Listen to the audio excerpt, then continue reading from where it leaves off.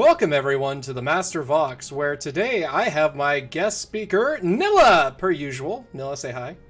So this time I'm not drinking a beer, I'm drinking a Celsius energy drink, and they are very good. They don't sponsor the channel because we're nobodies to them, but these are better than Monsters, I think. It's my At, hot take. at a certain point, I would say that White Claws are better than that, because at least I would get drunk off of it. Nah, this is caffeine. Abusing stimulants are better than downers. Ooh, This let's is mix just them legal both. meth. No. Mix them both. It's a good idea. Oh yeah, it's the best. Red Bull and vodka. Good times It is every pretty time. good. So, other than reminiscing about drinks, on the right we have Iron Fruitman playing the 26 Strelky, and then we have on the left Vase the Warlord playing First Blendata. So I'm really happy to see some Romanian love over here, and Jesus Christ, the North is just swarming with Soviets. Like, someone needs to scream Wolverines up there. There's so many churnos up there. They're everywhere. And then they have, like, the Churnos one are everywhere. Stromoviki. Oh, yeah. It's like they unloaded the prison up there. It's literally going to be a meat shield. Yeah. Oh, look what we see down south. Warlord's got some MG34s all over the place in the gun half tracks. Wait. Oh, he does! Howitzer ones, yeah. Oh, shit. Are we seeing a new meta amongst the noobs of the Squire Joust Tournament? Oh, no. PTRS is wrecking them. Oh, up north? In the middle. Two of them just went down. Oh, God, up north, too. Oh, Jesus, the PTRSs are just fucking these transports up. This has been a disaster so far for Warlord off the get-go. Ooh. I love Great it. opening here by Fruitman. Oh, yeah, Fruitman just fucking pushed it in the center. I love it. This is a pretty interesting matchup, like you mentioned. You usually don't see 26 all that much anymore. No, I mean, it's a decent deck still. I mean, it's just, you have to play Soviets, and it's not the flavor of the month anymore. Ooh. No, especially with the DLCs coming out. The Soviets have been power creeped into the ground. Yeah, I mean, I still enjoy them. Like, Third Guard's mech is still one of my favorites, because fucking SU-85s, Partizani, oh, I love my Partizani, and then Emsha's everywhere. Ooh, we see the IL-237 going in, using its guns. I know in some casts we've seen people not use the guns on it, so good work there by Fruitman to turn off the bombs. Fruitman is then throwing the Oh, he's gonna do a second run. Yeah, he turned off the bombs. So good man, because he can use this for 3 runs: 2 to kill off these light armor, and then 1 to drop the bombs. If he really wants to. Yeah, it's gonna do some work here. Down south, it's gone okay for Warlord, but there's that Vanatori Moto just sitting out in the open, and if somebody gets eyes on him, he's gonna get taken out, and that southern area is gonna collapse. There is a Panzer Grenadier going up, but the Zis-3 is on that supply line, so it's probably going to take it out when he gets up there. Oh yeah, as soon as that Zis-3 gets eyes on, because the Chernos are looking down the road. How the Chernos are not seeing that Venatori? Oh, he turned off the HE shells on the Zis-3. Interesting. So he lives only by God's grace alone down there. That Zis-3 is a pacifist. He's just like, no. I'm not wasting my shells on you. It's beneath me. Ooh. You see here, Warlord is desperately trying to get back into that forest up north. Not only that, there's a KV-1 that's just wrecking Romanian ass in the center. Like, it's a brick. They can't kill it. It's a brick with a lot of machine guns and a tiny little cannon. It's definitely not proportional to the size. No. Actually, one thing I really like about Soviet divisions, if you're in a band pick situation and someone takes allies, and you take allies too because you're feeling frisky and you don't feel like being a wereaboo. If they take something that relies on Shermans, take a Soviet division that uses KV-1s, and then just watch them cry, because they can't penetrate you. Yeah, the KV-1s just roll up and say, fuck you. Yeah. Oh my lord. Here it goes. It dropped its bombs finally. It's still in. He's going to use it for another. The other ones now. The IR is trying to go for it, though. Oh, God. I think it's going to get it here, but it's slow as shit, too. Oh, God. If that IS or IL-2 rear gunner takes out the IAR, that'd be fucking hilarious, because it has bad resilience.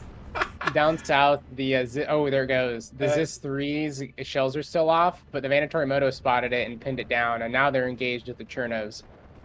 Yeah, that's this three's like, yep, I'm still not gonna fight you. Hit me all you want.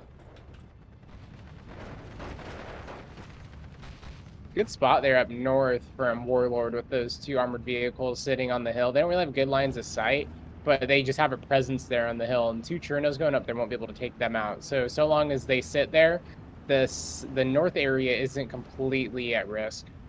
No, and the beautiful thing about that is they're both on the same sight line, so they're both gonna intercept right where that Cherno was. So Yep, anything that comes was. in, yeah, was.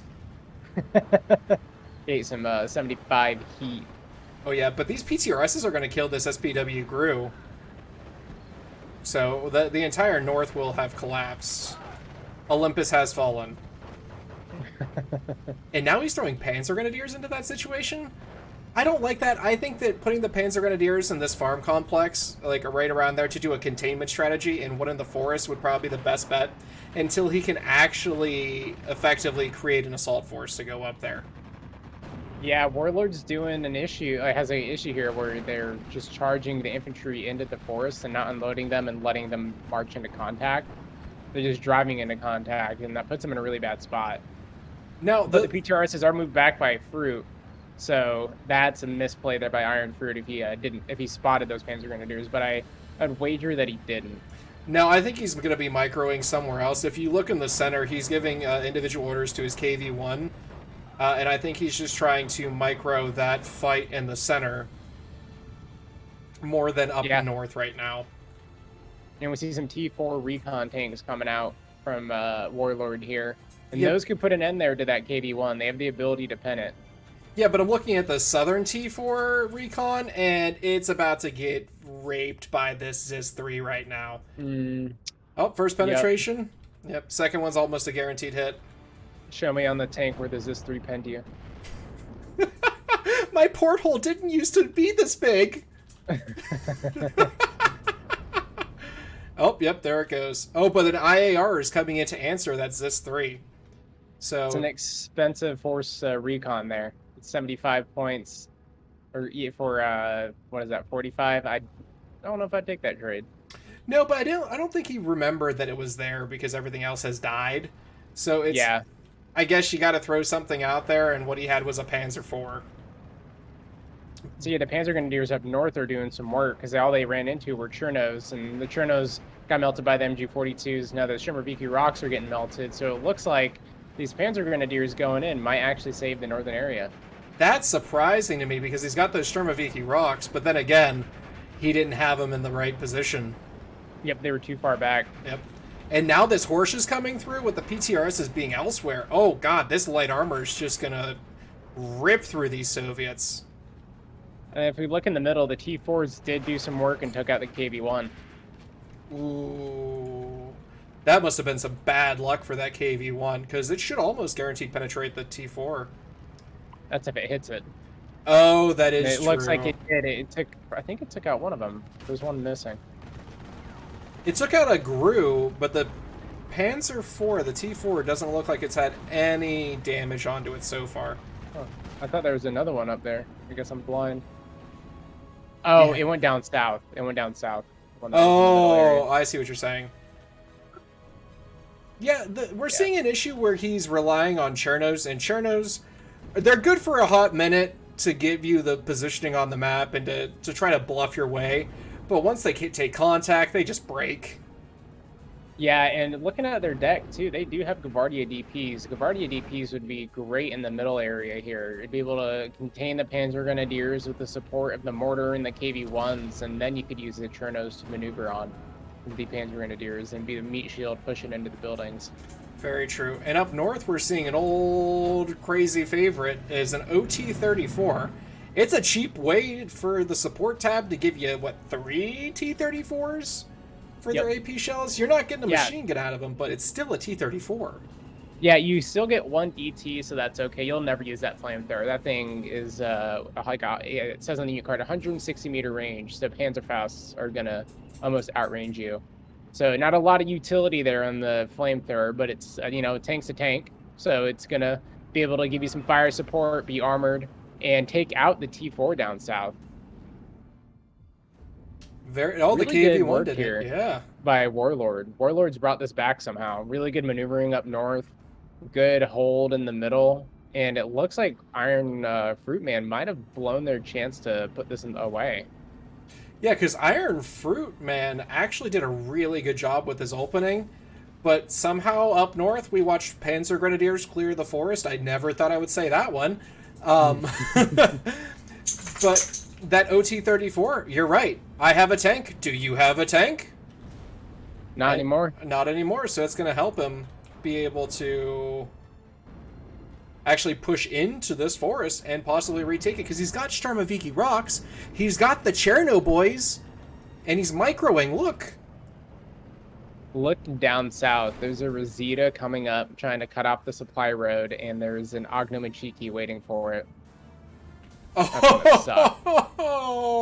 that's brutal. Oh, Jesus. Oh, he's going to go into the same forest. Oh, no. Yep. Oh, no. He has no idea it's there. That bomber's going in for the Vardia DP that are out in the open. So the real question when this happens is, do you like your Romanians extra crispy or charred? I preferred being able to see him because the Ognomachiki doesn't know it's there. If you look at its line of sight, it didn't see it run up on the road, and it's still out of sight. So it has no idea that Rosita's there. That's a 25 meter or less sight. Jesus. Yep. That's crazy. That is the luckiest Romanian Rosita I have ever seen. Now, we're going to probably see the weakness here of 26 come into play. There's one ZSU M15 in the middle, but the M15's just okay. It's not awful, it's not great, and you don't get a ton of them. As 26, it's better than what it used to be. You get 2 cards now, but with how many cheap and cost-efficient bombers Blindata gets, it's really hard to counter all of the planes. You get cluster bombers, you get dive bombers, you get regular bombers. It's a pretty potent air force for being an armor division. So one thing I really like about that issue right there is if Iron Fruitman has like a yak, he can just put it on a combat air patrol, but basically just put it on the back of your map, doing circles and doing loop-de-loops until something comes in, and then you're forced to interact. Though 26 may have issues with AA being a static net, it still has the ability to throw out, what are they, like 90-point yaks or something like that at the Romanians. Yeah, and then if we look to it, Iron Fruitman's deck, they're vetted. So they're going to be better with the dodging rounds and stuff from opposing AA. Yep. Oh, look up north. We're seeing Sturmoviki rocks hiding in the center of these forests now, awaiting the Romanian pushback. Yeah, my money's going to be on those Sturmoviki rocks over these Pioneers. These Pioneers are going to have a pretty rough day. Oh, yeah, especially with the fact that both of those flamers will force them to displace, so they won't be able to actually throw their satchel. Yeah, and they're double vet natural. And there's a leader coming in now, which is going to make them triple vet, so they're going to shoot their flamethrower even faster and take less suppression. Oh, Jesus, it's just going to be the KFC of the Hungarians over here. Jesus. I'm not a huge fan of the Sturmoviki rocks, just because they don't have a machine gun. And for some reason, I don't know why. I don't like taking Soviet flame infantry, but they're really good. I need to use them more. So I really like the Sturmoviki rocks because they're single in what they do, right? So you like your jack of all trades. I like more having a very specific knife for a very specific fillet, right? I want my Sturmoviki rocks to not engage over 100 meters because then they're fucking pointless. I have 2 flamethrowers. I have the Papa Shot. You give me a DT, you give me a DP, then they're diluted in what they can do. I like the with the Pioneers mixed with Panzer Grenadiers. I have a ton of MGs, so in a firefight I'll win, and I still have the ability to defend myself in close quarters with the Pioneers. But totally see what you're saying, especially with the Soviets, where your Strelki aren't as good as Panzer Grenadiers in a firefight, so you need to close in with those Panzer Grenadiers and make that MG42 and 34 null and void. Oh, you got to make those bitches sing. But one thing you can do with the Soviets specifically is they have cheap 50 mils, 82 mils. Utilize smoke. I don't see it enough in these casts, but you can utilize smoke to close the different distance to create impassable terrain for vision, or unseeable through whatever, you get what I'm saying. and it allows you to take positions you wouldn't be able to take otherwise. Yep. Yeah, and then also one thing too, if you have the option, which Warlord loves bringing out their half tracks, load up your Pioneers, load up your Panzer Grenadiers back in their half tracks. It's not a one and done. If you load them back up after you kill a unit, you see the front line collapse, drive up, take their position, and you're going to be in a better defensive spot, and you decrease the risk of your opponent rolling up and getting back into that position you just cleared out. Very true. It allows you to use your infantry in a very mobile manner. So I'm going to point out something right now. Vase the Warlord has no AA. Like, at all. Look at the map. He's got no AA up. Oh, yeah. And in their deck, they only have 6 units in total. So, pretty light on the AA side of things for a balanced deck.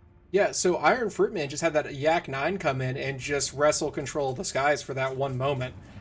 And I think Iron Fruitman has a lot of tools in position to where he can push this 15 or 9-15 maybe back to a 12-12 sooner than later, especially with all the assets he's got access to.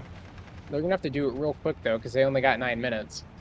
Very true, and this is a balance on balance, so every little thing counts. And it seems like so far back and forth is the name of the game. The Warlord takes the north, loses it. Down south, Iron Fruitman took the south, Warlord takes it back. So there's a very much a yin and yang going on. And I love it. It's a back and forth game. Though now they got a KV-85 coming down south. Oh, that Rashidsa's not going to be able to interdict it. So now we're going to see Iron Fruitman get back into the south after Vase the Warlord had taken it. Oh, this is a great game. And then the other thing is, if Warlord catches that KV-85 out in the open, the cluster bomber can come in because there's no A down south. Now, it'll probably die to the Yak, but I'll take a KV-85 that's coming out in B phase for 26 for the cost of a cluster bomber. Because once those KV-85s are gone, 26 is essentially out of armor. Very true. And look in the center right now, the little village to the south. We had Vase the Warlord taking it, now Iron Fruitman's taking it back, now Vase is taking it back. Like, the back and forth, the ping pong continues.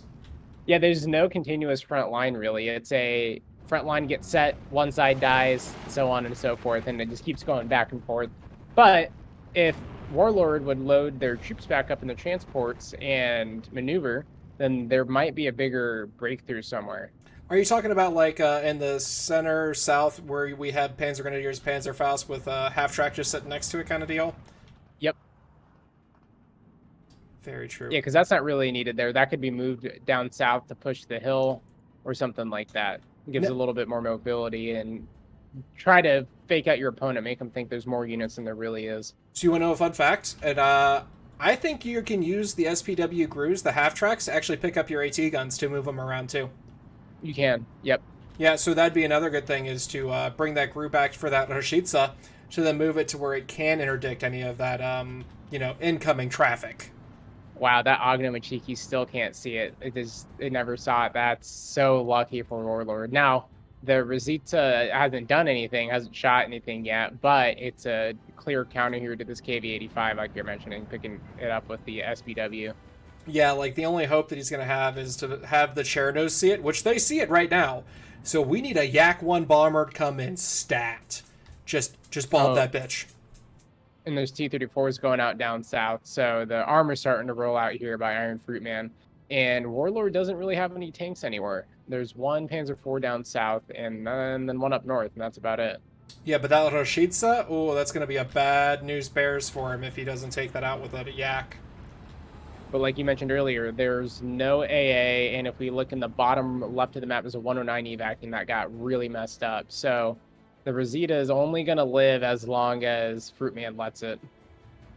Exactly. And then Fruitman just has to be on his micro. He has to be able to see that Rashidsa from that Cherno. The fact that Cherno hasn't been shot is just fucking bonkers.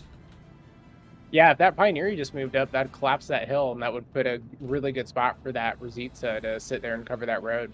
Yeah, and I think all of his micro is happening up north, though, because we're seeing the Zis-3 being used as the artillery piece right now, and he's moving in another attack force into this forest. And then what needs to happen here, which he's doing it now, Fruitman's going to get a M42 up on the hill there and completely cut off the road into the forest. Oh, yeah. Oh, this KV-85 is hitting a half-track right now. What? Oh, he's looking straight. Oh, he's attacking the Gru. No! No! Oh, no. The Panzer IV. Oh, it bounced and it got penned. It hit it on the move. Jesus Christ, what is going on? Wow, that's crazy. Iron Fruitman, no, just Q move, not on a Gru. And there goes the Panzer IV, but the Rosita should be able to take care of that. Oh yeah, the Rashisa should be able to take care of both of these. The crazy thing is, the Chernos still see it. And we see in the middle, too, Warlord's got a pretty good counterattack going. The Panzer Grenadiers are coming in, the Pioneers are leading the way. Yep, and we have the M15 interdicting this IAR. And Venatori Moto coming in. Oh yeah, there's a lot of them. Oh, Venatori de Moto. I know we talked about it in a previous cast, but they are such good infantry. Yeah, they're outstanding. I'm so upset that I contributed to getting them nerfed. Well, that's because you just can't have... You're the reason we can't have anything nice, Nilla. That's what it is. I mean, that's the plan. If I can't have it, you guys can't have it. Is that why you like 52nd? Because it's so shitty that you'll never get it fucked with? Exactly. Well, they still fucked with it. They messed fucking with the shitty 15-point Lithuanian dudes that weren't OP, and then they had to mess with them a little bit, and then I bitched and moaned enough, and they reverted them back. Yeah, but they're 20 points now, right? Yeah, they were 15 before, and they still should be 15. Stupid. Yeah, they have what, like a Labelle? And that's it? Yeah, they have a Labelle and an anti-tank mine. Oh, and a Raider trait, but we have to start valuing these traits highly now. Like, what? Get out of here. And what's funny is those dudes should be disheartened in real life. They were told to move across the river, sit on a hill. The Soviets figured out where they were, and they already them to death. They never really fired a shot in anger. They just got bombed to death. Oh, okay. Now we have Vase the Warlord getting I think the final counterattack through in the center, even though he lost the north. What is going on? Which, that's okay. You're only losing one flag if you're Warlord up north. Now, two, because there's nothing there. Ooh. But if there was something in that farm complex, you only lose one. And then in the middle, if you take the middle, that cuts the map in half. It's a really good position to have. But, like you said earlier, we needed to see some Yak 1s, and they're doing some work now. Yeah, like that IL-237, he forgot to turn off the guns, but the 4 bombs still fucked up and killed that Panzer IV. Fucking brutal. Yeah, it's beautiful. I love this back and forth, this chaos. Warlord's falling apart here. Fruitman might have a shot at bringing this back. Like, I know that the tickets are saying that Vase is going to get this, but Fruitman's pulling it back. Yeah, because it's about to go to a 12-12. Because of the 2 flags in the middle, the one that's taken up north, I think KV-85 is going to make sure that stays in red control. And this Rosita hasn't done shit. It's missed the T-34s and the KV-1s. It hasn't seen them. Oh. Oh shit, but it's shooting at a Gavardia DP, which unloaded, so whatever. Yeah, Fruitman needs to hit that Rosita and take it out. But the armor advantage, oh my god. In the town, too, south of the middle, that little village, that one Pioneer could take that town back if it was microed correctly. Yeah. Oh lord, oh god, the KV-1E and both T-34s just turned on the Rashida. Like, there's no saving it now. That's a pretty rough loss. Yeah. And then up north, the T-4 is engaging the KV-85 using its heat shell. So look down south, look down south, look down south. Oh, beautiful gun run. Oh, 1 kill. Oh, 2 kills and touchdown. That's brutal, absolutely brutal. And that was the Chernobyl Kasaniki somehow providing spotting to an IL-2. Oh god, they just put their Adidas tracksuits back on real quick and then called them up on a cell, you know. Yeah, took out the Nokia. Yep. Oh, this Yak 9's gonna intercept this 109, and the 109 I don't think has good resilience. No, it's bad. Oh, just enough though to get the IL-2, which if you lose that 109 at that point, that's a fair trade. You want to get rid of those IL-2s as quick as you can, and I think we've seen 2 of them go down already. So there's no more IL-2s to threaten tanks like that. But it doesn't matter. Those IL-2s both made their points back in stride. Like, it was beautifully done. True, very true. That was really hard to watch. That was abuse, really. Oh no, no, no! I'm watching it like an episode of SVU. I just can't. I can't look away. And now we That have. means that IAR is going up north to enact some revenge on the KV-85, but there's another M15 out, so really good use of A here by Fruitman.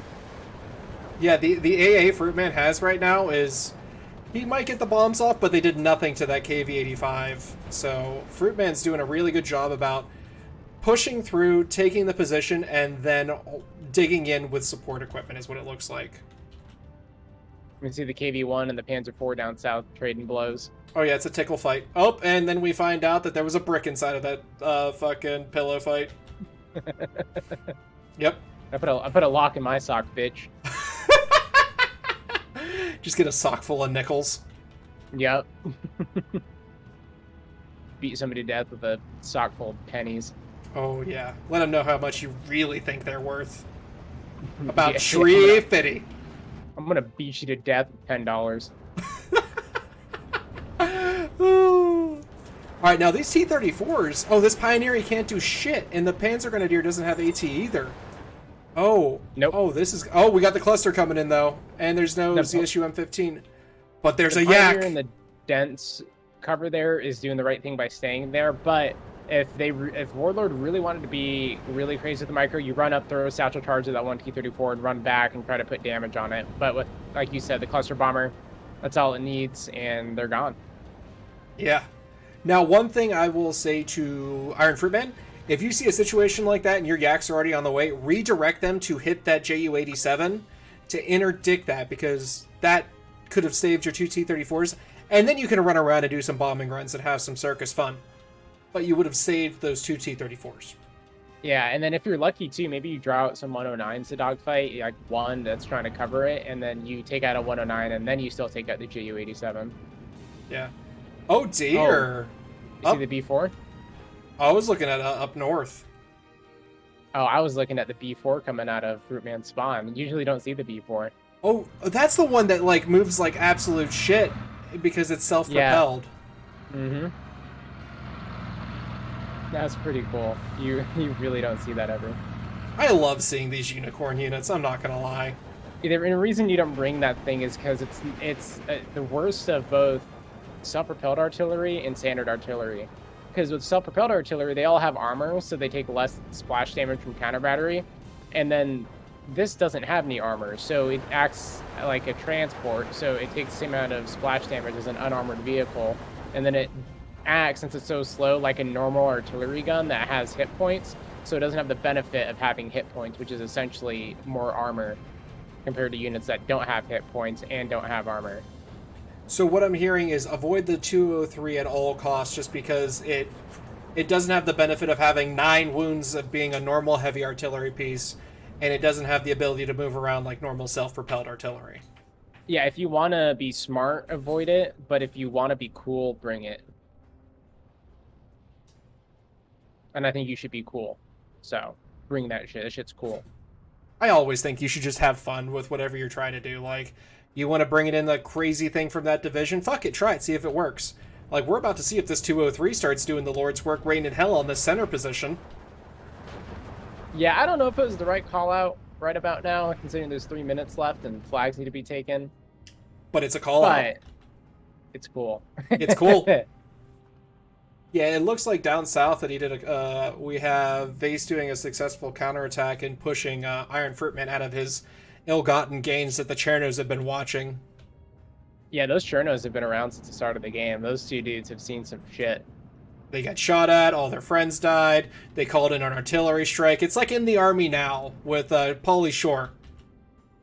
Wow, I just dated myself there. Jesus. I don't even know what that is. Ooh. It's actually a pretty funny Boomer. movie.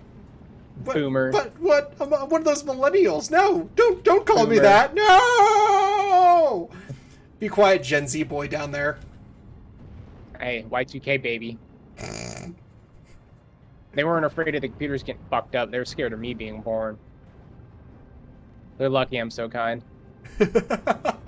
Okay, so we're seeing the SU-76 down there fire indirect because that's the indirect one? Question mark. So the Su-76 is their artillery one. It's so close to the front line that it's using its own radio to correct its shots. That's crazy. And now we have the Yak 9B Circus coming in again. Those Yak 9Bs have some big boy bombs, considering that they're little light fighter bombers. 4-100s, that accurate, they're pretty good.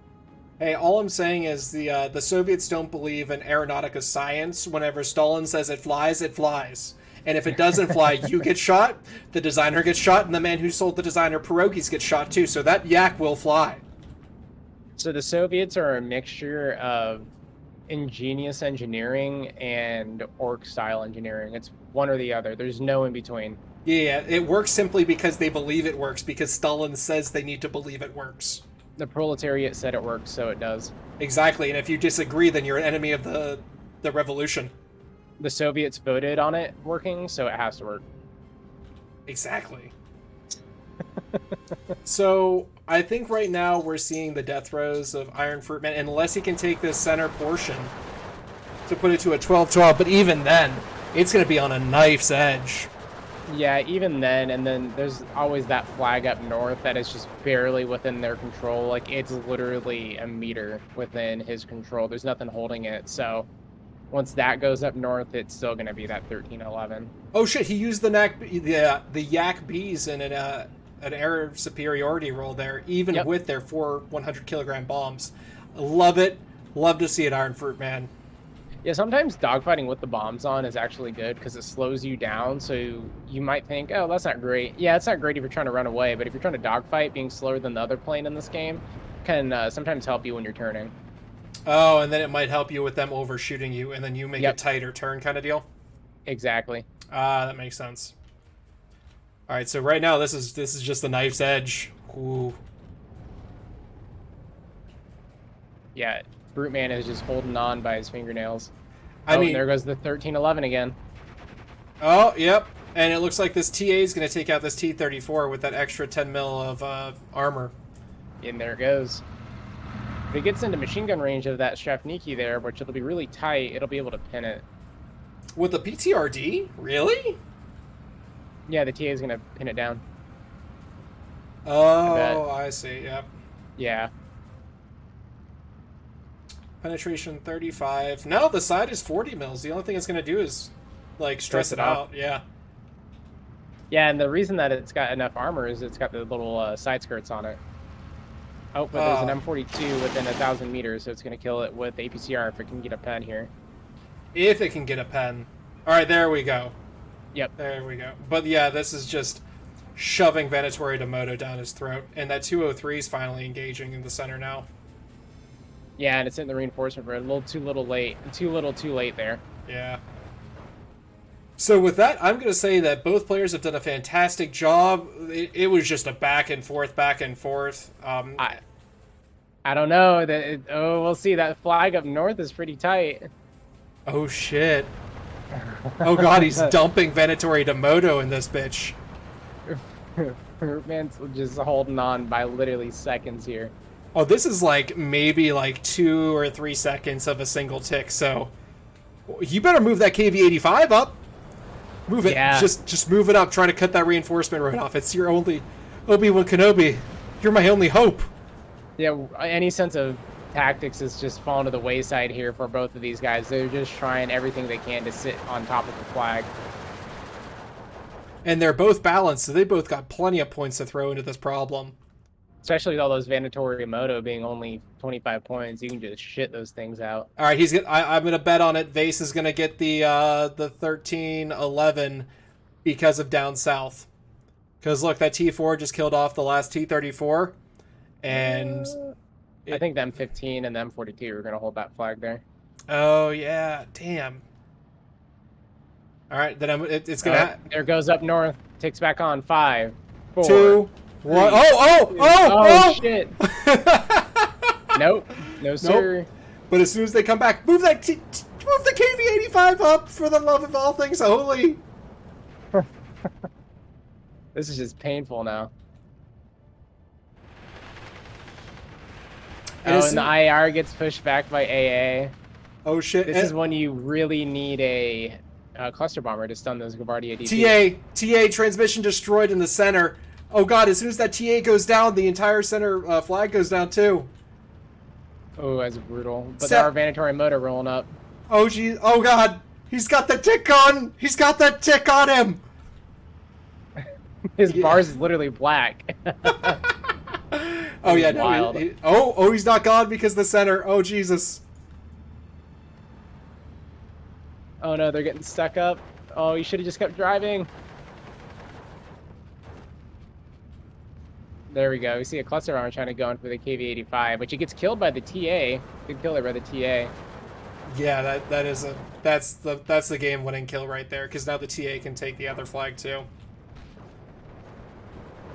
He's got to get that farm complex back up north, and that'll put it away.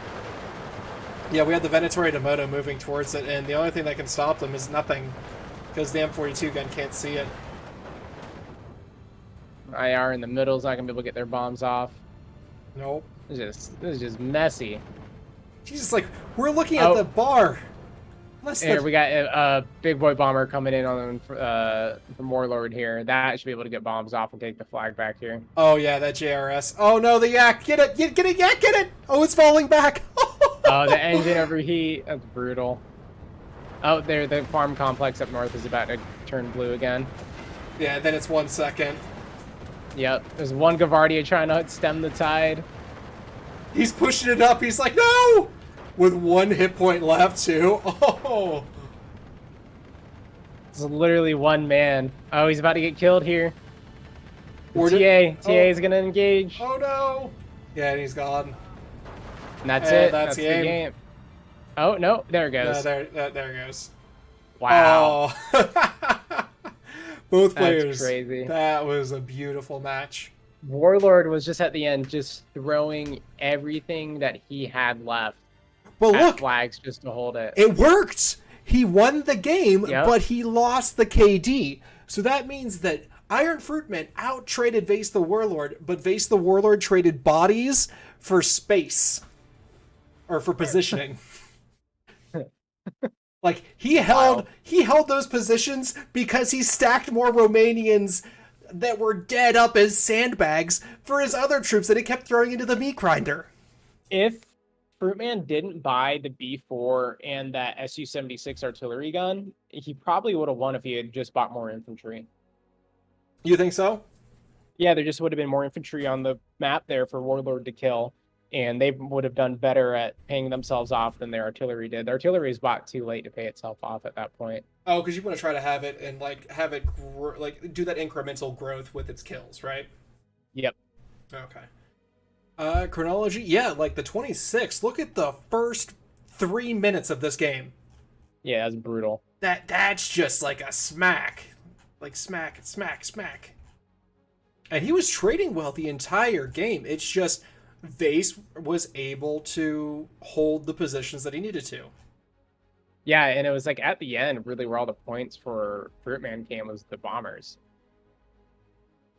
Those bombers did work. That lack of AA. There wasn't a single AA point or card called out by Warlord at any point in the game. Yep. And those IL-237s, oh god.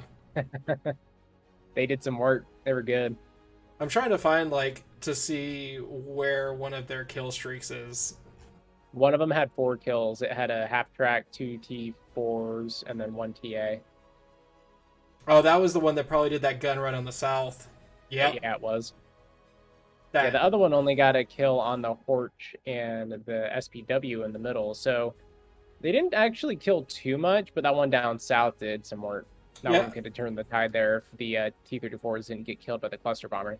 That one down south, it paid off the entire card's worth for trading, because 2 Panzer IVs, a GRU, and a Stug should pay for the 250.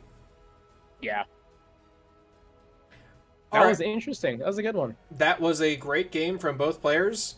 Great game. Bravo to these two players. I would like to thank everyone for sticking through this long to my cast. I'd like to ask you guys to please like, share, and subscribe. I mean, you don't really have to share. No one needs to see the Steel Division shit. Only us true nerds need to see it. But with that, I would like to thank Hobo Tango and the Kingdom of the Noobs for hosting these Squire Joust tournaments. You'll be able to join those if you so choose in the description below. With that, Nilla, you have anything left to say at the end? Have a good one, everybody. Bye bye. Bye bye!